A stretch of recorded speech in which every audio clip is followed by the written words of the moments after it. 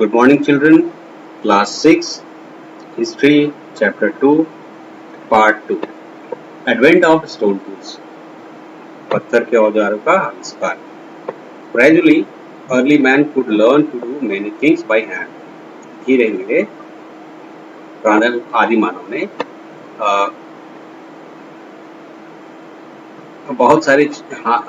हाथ से बहुत सारी चीजें करना सीख लिया. Early man used sharp-edged stones as his tools. और आदि मानव ने या शुरुआती मानव ने तीखे या तेज धार वाले पत्थर के औजार का इस्तेमाल करना शुरू कर दिया. The tools were crude and rough and made of bones. ये जो हथियार थे ये कच्चे थे और खुरदुरे थे और ये बने हुए होते थे हड्डी से या फिर जानवर के सींग से, वुड और स्टोन या फिर लकड़ी से या फिर पत्थर से. Flint was used in manufacture of tools during the Stone Age. Flint का इस्तेमाल किया जाता था पत्थर के इस तरह के औजार बनाने के लिए, वो भी पाषाण काल में पत्थरों के औजार बनाने के लिए फ्लिंट का इस्तेमाल किया जाता था. It splitted into thin, sharp splinters called flakes or blades when struck by another hard object. और इसको तोड़ा जाता था दो भागों में, दो पतले शार्प मतलब तेज धार स्प्लिंटर्स में इसको बदला जाता था, जिसको फ्लेक्स कहते थे, परत होता था या ब्लेड होता था.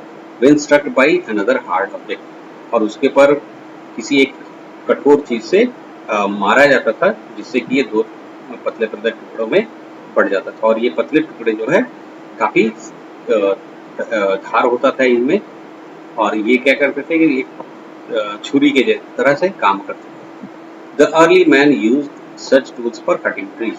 और इस शुरुआत का जो आदि मानव था या शुरुआती मानव था वो इन औजारों का इस्तेमाल पेड़ों को काटने के लिए करता था, किलिंग एनिमल्स जानवरों को मारने के लिए करता था, डिगिंग अर्थ मिट्टी कोड़ने का काम लेता था इससे, एंड शेपिंग वुड्स या फिर लकड़ी को आकार देने के लिए भी करता था. जैसे भाला वाला बनाना होता था तो इस तरह के पत्थरों का इस्तेमाल करता था. These tools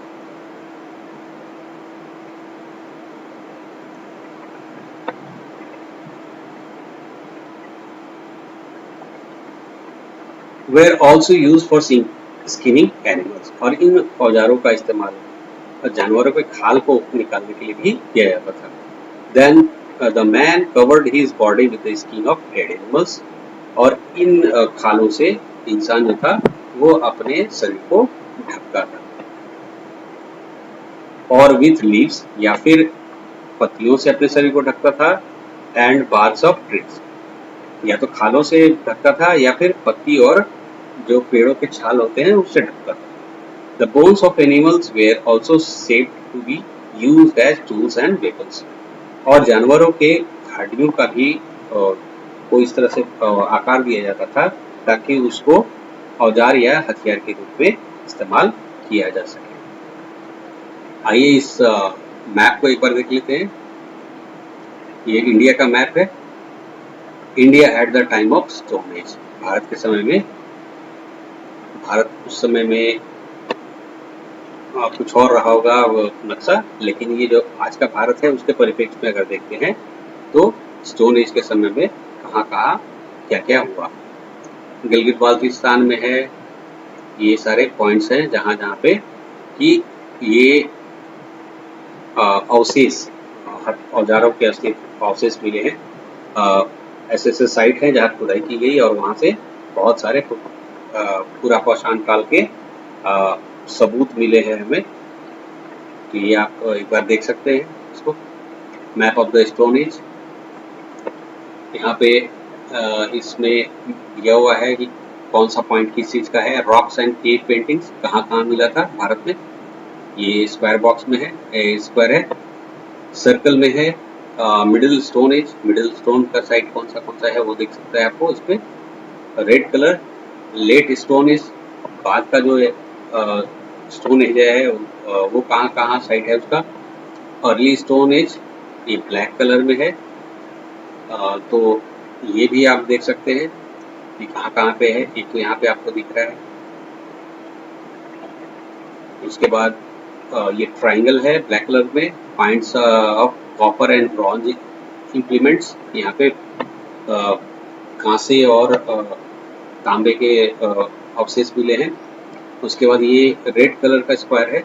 रेड कलर के स्क्वायर में आयरन एज है। मतलब लोहे युग में जो लोहे का औजार इस्तेमाल किया जाता है उसे लोहे युग कहते हैं। तो वो भी साइट आप देख सकते हैं। प्लस ये रेक्टेंगल है extent of iron age graves. आप यहाँ पे जो लौह काल में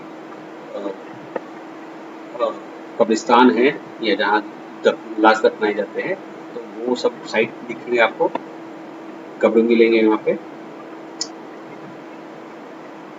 now activity, find out various activities for which Paleolithic man needed to use tools. Paleolithic मानव को औजारों की आवश्यकता होती थी। किन किन कामों में इसका आपको पता करना है कि उसको कौन से काम करने होते थे उस समय, और उस काम को करने के लिए उसके पास क्या क्या कैसे कैसे औजार वो जरूरी था उस समय। Did you know? क्या आप जानते हो? In 2010, a large number of stone tools and vehicles, which are around 80,000 years old, were unearthed from a dry lake bed in Chennai. Main tools were hand axes, choppers, scrapers, and microlithic tools. 2010 में बहुत ज़्यादा संख्या में पत्थर के औजार या हथियार मिले जो कि 80 साल पुराने थे और उनको खोजा गया था या उनको खोद के निकाला गया एक सूखे हुए झील से जो कि चेन्नई में है। और इनमें से कुछ मुख्य औजार थे। उसमें से था कुल्हाड़ी, हाथ का कुल्हाड़ी, चॉपर कट करने वाला और छोटे छोटे टुकड़े करने वाला, स्क्रैपर्स थे, और उसके अलावा भी माइक्रोलिथिक टूल्स थे, बहुत छोटे छोटे औजार थे। Now clothes and shelters. अब उस समय उस काल में लोग कैसे कपड़े पहनते थे या उनका आश्रय क्या था, कहाँ कैसे अपने आप को ढक के ये सुरक्षा देते थे, कहाँ किस में रहते थे। वो घर तो होता नहीं था उस समय, तो कहाँ रहते थे वो। During early time men did not wear clothes. शुरुआती समय में मानव जो था वो कुछ भी नहीं पहनता था या कपड़े नहीं पहनता था। Later they learn to wear skin of dead animals. बाद में उसने जानवरों के चमड़े को पहनना सीख लिया। whom they hunted for food. जिन जानवरों को उन्होंने भोजन के लिए मारा था उन्हीं जानवरों के खालों को वो पहनने लगा। और the barks and leaves of trees to protect themselves from wild animals and rough weather. और या फिर खाल नहीं मिलता था तो क्या करता था वो, पत्ते और पेड़ों के छाल को पहनता था ताकि वो अपने आप को जंगली जानवरों से बचा सके या फिर जो खराब मौसम है उससे अपने आप की सुरक्षा कर सके। That is sun, cold and rough weather में माना जाता ये एग्जाम्पल है सूरज की गर्मी, कोल्ड ठंड, एंड रेन या फिर बारिश। ये तीन तरह के खराब वेदर से अपने आप को बचा सके। The primitive people took shelter in caves. और आदि मानव जो था या शुरुआत का इंसान था वो अपने आप को आश्रय कहाँ मिलता था, तो गुफाओं में, वो गुफाओं में रहता था। They also lived under the leafy branches of trees. और कई बार क्या करता था वो कि बहुत घने घने पेड़ होते थे जिनमें ज्यादा पत्तियां होती थी, वैसे पेड़ों के नीचे वो रहता था। Later they began to build huts. बाद में उसने झोपड़ी बनाने लगा। बाद में वो झोपड़ी बनाने लगा। Wood was used to make huts. और झोपड़ी बनाने के लिए लकड़ी का इस्तेमाल किया जाता था। Discovery of fire, a revolution. आग का आविष्कार, जो कि एक क्रांति थी। Invention of fire was a major discovery. आग का जो आविष्कार था वो एक बहुत बड़ा खोज था। Man in the primitive age discovered fire by chance. पुराने समय में जो इंसान था या प्रारंभिक काल का जो इंसान था वो उसने आग का आविष्कार बाय चांस किया या इत्तेफाक से किया। When two stones were rubbed against one another, जब दो पत्थरों को एक दूसरे के साथ टकराया गया तो आग जली।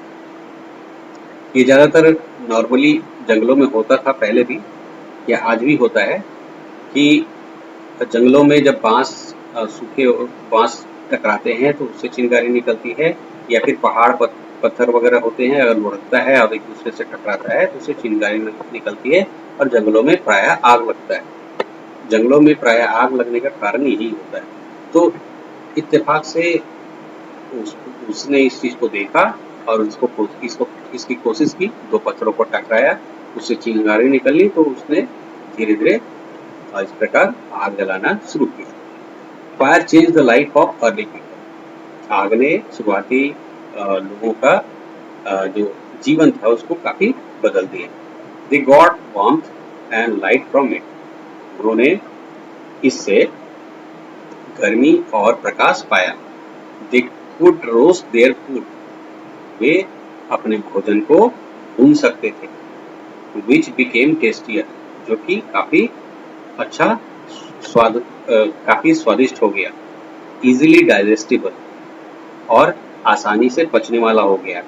And more nourishing. और ज्यादा पोषण देने वाला हो गया।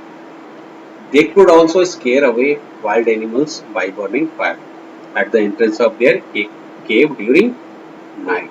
और इस पर उन्होंने क्या किया कि अब जहाँ जिस गुफा में रहते थे उसके घुसने के दरवाजे पे या उसके दरवाजे पे ही उन्होंने आग जलाना शुरू किया, ताकि आग की वजह से जंगली जानवर डरकर भाग जाए। As fire was an object of wonder for the primitive man, he began to worship. जबकि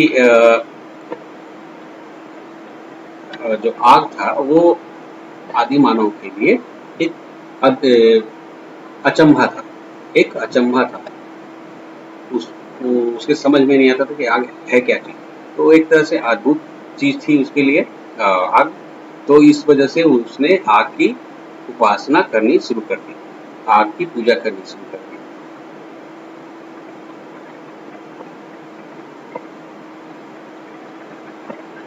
क्या दिख रहा है? शुरुआती मानव ये ज्वालामुखी का दिखा रहा है या लावा बह रहा है और यहाँ आग जल रहा है। Discovery of fire. Now art मतलब कला।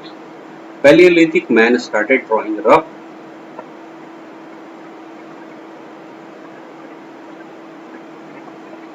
figures on walls and ceilings of the caves. Paleolithic इंसान जो था, मतलब शुरुआती पाषाण काल का जो इंसान था, उसने क्या किया, अब चित्र बनाना शुरू किया दीवारों पे और छतों पे। गुफा के छत होते थे या दीवार होते थे, उस पे चित्र बनाना शुरू किया। There are depictions of running wild bisons, bears, horses, stags and herds of other animals in beautiful design. ये एक तरह से दर्शाया गया है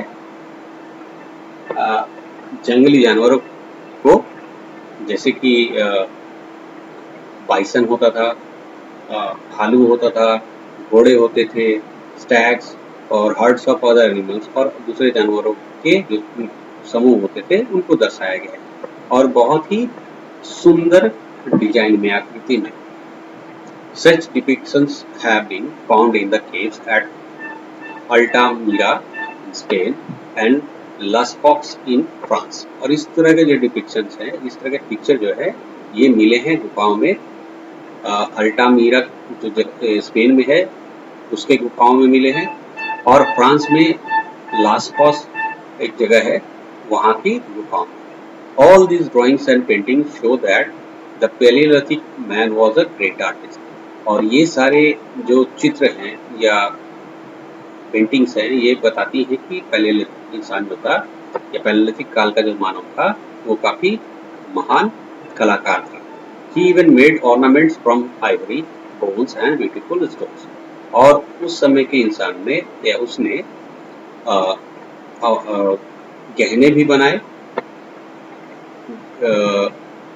जो हाथी दांत के थे या हड्डियों के थे या फिर बहुत सुंदर सुंदर पत्थरों से थे। In this way art develop और इस तरीके से कला का विकास हुआ।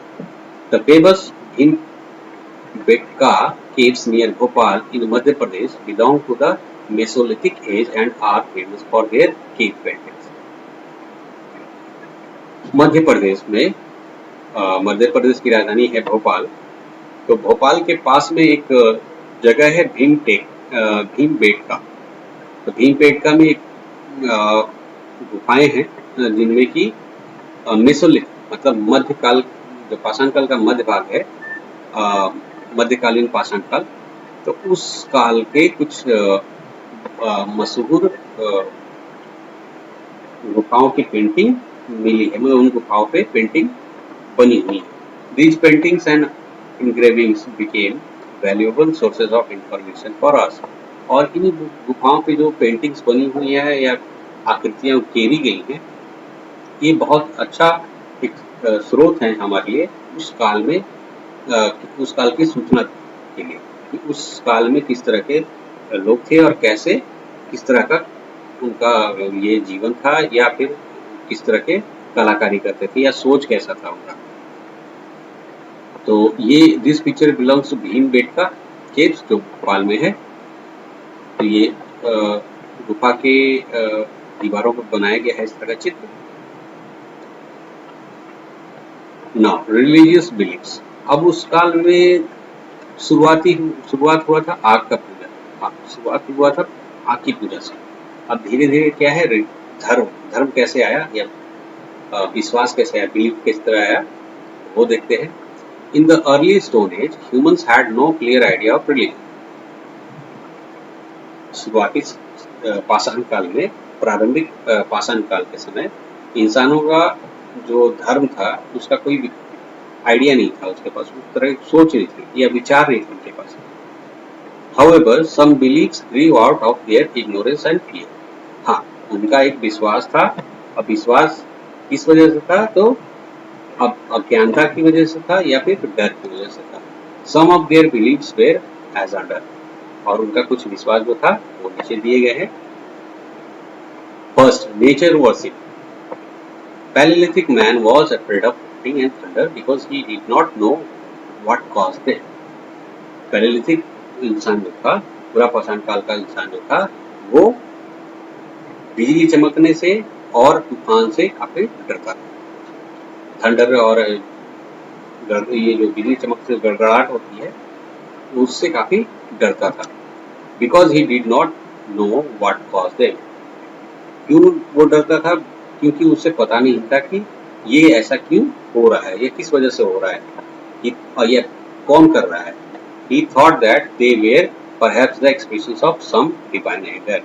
उसने सोचा कि शायद ये कोई दैवी शक्ति है जो जिसका ये गुस्सा है और वो उसे प्रदर्शित कर रहा है वो अपना गुस्सा दिखा रहा है इस वजह से वो डरता था। Second, ancestor worship. He worshipped his ancestors after their death. वह अपने पूर्वजों की पूजा करता था उनके मरने के बाद। He feared that otherwise they might get annoyed and hindered his life. वह इस वजह से डरता था कि हो सकता है कि वो गुस्सा हो जाएं और उनकी जिंदगी मतलब जो जिंदा है उनकी जिंदगी तबाह कर दे परेशान करे उन्हें। Worship of the dead. जो मरे हुए हैं उनको उनकी पूजा करें।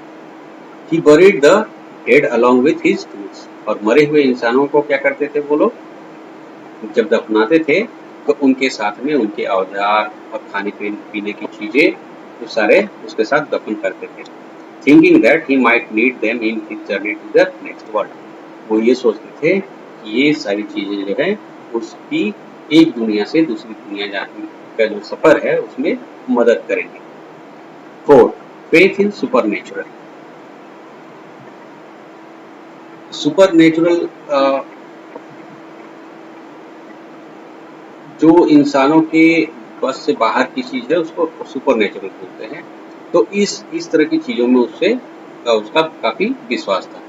He believed in magical powers. वह जादू टोने में काफी विश्वास करता था। So that's all for part 2। Part 3 में हम लोग देखेंगे द मेसोलिथिक एज